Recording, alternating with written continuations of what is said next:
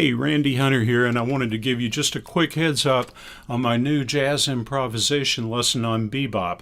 Now, whether you're learning to play jazz saxophone or really any kind of jazz instrument, these bebop concepts are very important and fundamental to advancing stages of playing jazz. So even if you're not really working on bebop per se, you can still use a lot of these bebop concepts in blues playing or just jazz improvisation in general. So this is a 4-part lesson series, and it really revolves around a single exercise designed to help you learn how to create enclosures in conjunction with the bebop scale. So we'll start out by learning to play the bebop scale, the dominant bebop scale. So that one's the one with the passing tone between the 7 and the 8, the flatted 7, the dominant 7 and the 8. Then we'll break it into 5-note groupings, and then we'll work at creating enclosures based on these 5-note groupings. So we end up with a fairly advanced concept in the end, but we approach it in a progressive manner with some simple exercises. So like I said, I've broken it into 4 parts. Part 1, very simple, just working with the scale. Part 2, working with the 5-note groupings and 2-note enclosures. Part 3, we advance to the more advanced enclosures, the 3-note enclosures. And then in Part 4, we put it all together with some improvisation on a tune, G.G. Grice, chord changes to Minority, his tune Minority. So you might want to check that one out. We won't really work with the tune too much, just mainly the chord progression.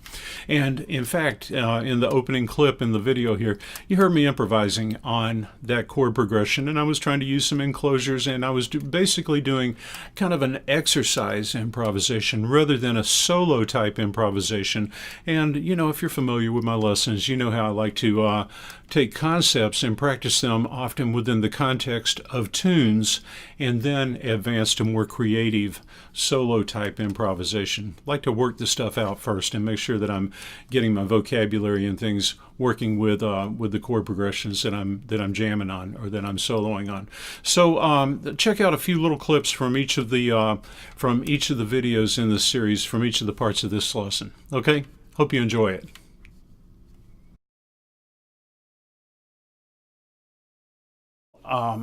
Let's do first is let's make sure you understand what the bebop scale is. Now we'll be working with the dominant bebop scale in this lesson. I should clarify that. There are different kinds of bebop scales. We'll go through some other ones in other lessons, but in this one we're going to be working with the dominant bebop scale. Now the dominant bebop scale is based on a Mixolydian scale, and I'll be working everything I do for you will be in the key of D. D, whether you're alto sax, tenor sax, doesn't matter. D bebop scale. Now, I'm going to begin by playing the D Mixolydian scale. The D Mixolydian scale is based on the G major scale, so it's got 1 sharp. It's got F sharp in it. All the other notes are natural.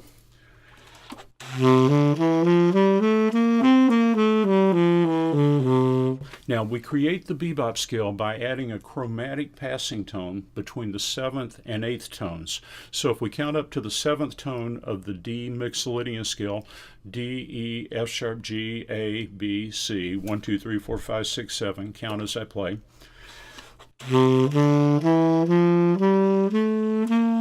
C, I'm going to add a C sharp to get to D.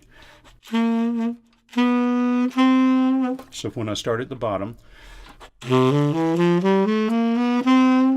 there I played up from low D to middle D. Now, for our exercise, we want to define the chord tones, the 1, 3, the 5, and the 7. At least we want to know them right now.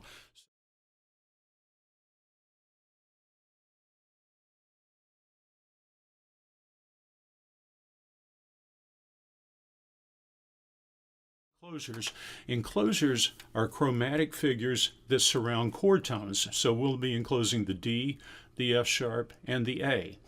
The D we'll enclose it with a half step above, a half step below. These are chromatic enclosures, so they're chromatic on each side of the chord tone. So D is your root. A half step above the D is E flat. A half step below it is C sharp. So I'll play E flat, C sharp, D. Now I'll use the 5-tone sequences like we did in the bebop scale exercise. So I'm going to enclose the D and then play 5 tones on the bebop scale, which will land me on the A.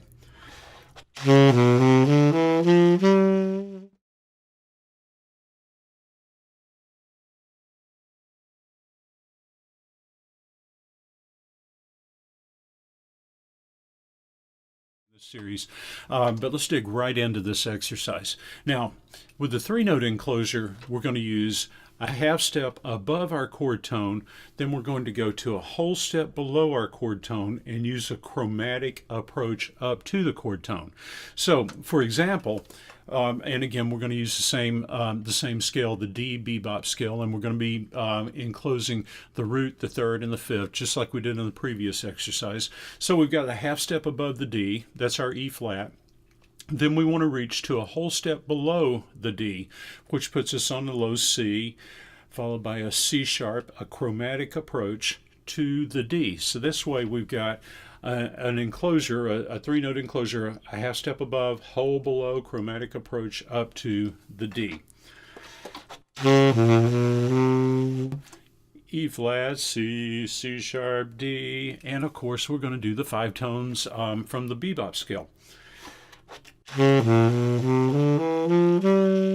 Okay, so we've done a 3-note enclosure around the root. Now we'll 3-note enclose the third, the F sharp. So a half step above it is our G, a whole step below it is the E, chromatic approach, F natural, to the F sharp. So we've got chromaticism everywhere. So when I put that with the bebops, the 5-tone sequence. So back at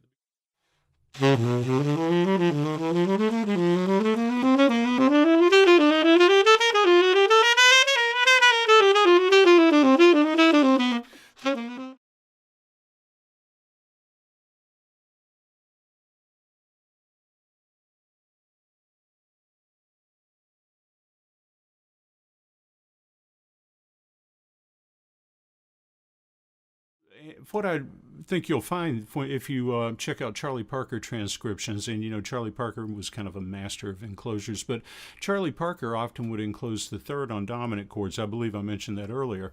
So let's do this on these 2 5s, you know, like the A minor to D7. We'll start out by enclosing the root of the minor chord, and I'm just going to jump straight to the 3-note enclosures. You can do the 2-note enclosures if you want to, but I don't think we really need to draw this out. I mean, I think the main thing is we want to get you in the practice room practicing this stuff. So rather than just listening to me exercise these 2-note enclosures. So remember, you can do the 2-note enclosures or the 3-note enclosures. I'm going to go ahead and jump to the 3-note enclosures. So I'm going to do a 3-note enclosure to the A minor, and then I'm going to enclose the root, I'm sorry, the third of the D7. So I'm going to use the 7 on the A minor chord. And if you think about this, this is a great tone to start an enclosure with because 7s and 3s are often referred to as guide tones. The 7 on minor chords has a strong harmonic pull to the third on the dominant chord. And you know, if you want to learn more about that, check out my lesson entitled Guiding the Harmony, and that'll help you learn how those guide tones work a little bit more. I think I've also got some stuff in some of the 251 lessons that cover that. But anyway, I'm going to begin the enclosure for the third of the D7 chord. Remember, that's the F sharp. I'm going to begin that with the G. So I'm going to play B flat, G, G sharp, A to take me to the A minor chord. I'm going to sustain that tone until the end of 3, where I'll play the 7 of the A minor chord. That's the G, and that'll be the first note in a 3-note enclosure going to the third, the F sharp of the D7 chord. And I'm going to follow the same process throughout the progression.